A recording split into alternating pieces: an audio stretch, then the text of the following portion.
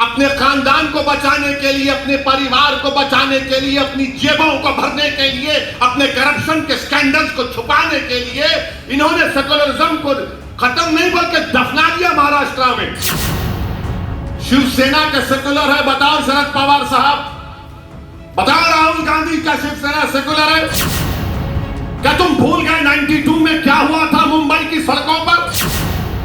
और 24 आने तक देखना शिवसेना फिर बीजेपी के साथ जाएगी। फैसला करोगे हम गुलामों की तरह, कैदियों की तरह तुम्हारे में हाँ मिलाते रहे। शिवसेना को तुमने सेकुलर बना दिया और मंजलिस को तुमने कम्युनल कह दिया। क्या इनका मामला है?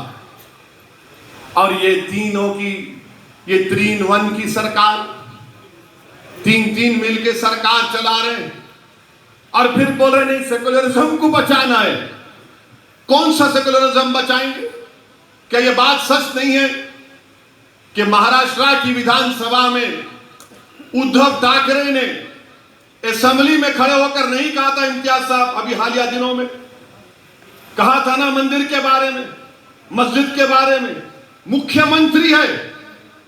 बताओ कांग्रेसियों, राष्ट्रवादियों, तुमको शर्म नहीं आती कि तुम्हारा तारीख का एक चीफ मिनिस्टर खड़े होकर कहता है कि हमने बाबरी मस्जिद को शहीद किया था?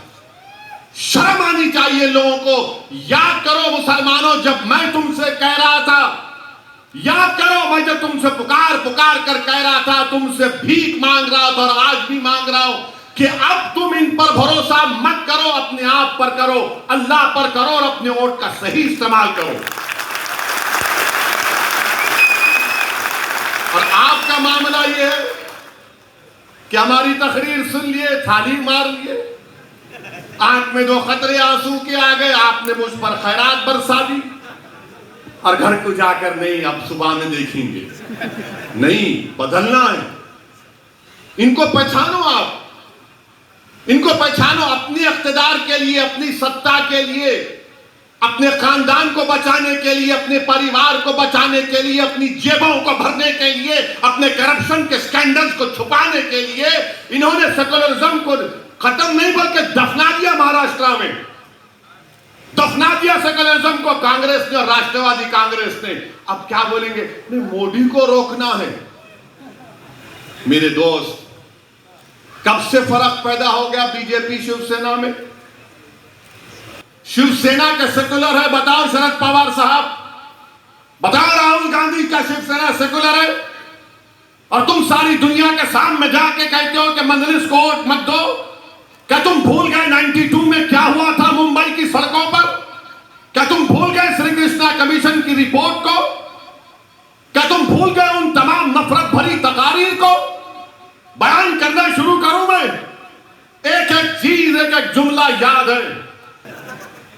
अब जाके कोई पूछेगा इनसे, जवाब दो, ये क्या ड्रामा किया तुमने? अगर कोई मुसलमान राष्ट्रवादी कांग्रेस का निकलकर किसी और पार्टी में आ जाता, मिसाल के तौर पर मंजलिस में आ जाता है, तो उसको बोलेंगे ये गद्दार है, निकाल के फेंकेंगे उसको, पुलिस पीछे लगा देंगे। नहीं, ये कैसा आ रहा है, मंजलिस में कैसे दाखिल हो रहा है? मगर आपके घर वाला जाकर बीजेपी को सपोर्ट करता है तो कुछ नहीं होता। क्या बॉम्बे हाई कोर्ट ने अपने इंटरिम ऑर्डर में नहीं कहा कि महाराष्ट्र में वो मुसलमानों में जो 50 या 55 बिरादरियां, उनको रिजर्वेशन दिया जा सकता क्योंकि वो समाजी तौर पर, तालीमी तौर पर, सोशली और एजुकेशनली बैकवर्ड है? क्या कहा था? नहीं कहा था? कहा था और कहा कि तालीम में दो। उन्होंने कहा कि नौकरियों में भी दे सकते हैं, मगर नौकरियों का जो रिजर्वेशन है उसका कोटा बढ़ गया, मगर तालीम में दो। आपने क्यों नहीं किया? क्या कांग्रेस पार्टी जबान बंद करके बैठी है? राष्ट्रवादी कांग्रेस मुंह बंद कर बैठी है? ये तुम्हारी मोहब्बत है मुसलमानों से? मगर नहीं, हम क्यों पूछ रहे रिजर्वेशन?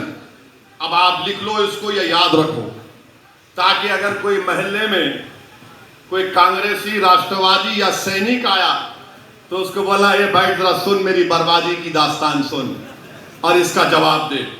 मेरे भाई, महाराष्ट्र में 11% मुसलमानों की आबादी, हमारे जर्नलिस्ट हजरात भी साथ है, हमारे से बड़ी मोहब्बत है उनको, हमसे भी मोहब्बत की मालूम था, मगर हमारी गाड़ी से भी मोहब्बत होगी। मुबारक हो, दूल्हे की गाड़ी जब आती है तो नाचते हैं लोग। महाराष्ट्र में कितने मुसलमान के पास ग्रेजुएट हैं? कहां से लाया? मैं दिमाग से नहीं लाया हूं, पढ़ के लाया हूं।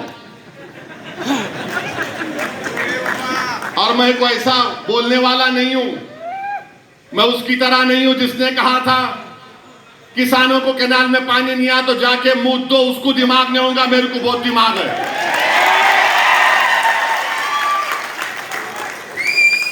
अब आप सुनो, शिवसेना को पावर देकर आप सेकुलरिज्म बोलते हैं। कांग्रेस पार्टी बोलो, उनके जो एक्स प्रेसिडेंट है वो बड़ा बोलते हिंदुत्व हिंदुइज्म। बोलो महाराष्ट्र में क्या हो रहा है? हिम्मत मुंह खोलने की राहुल गांधी की? बोलो एनसीपी वालों, बोलो।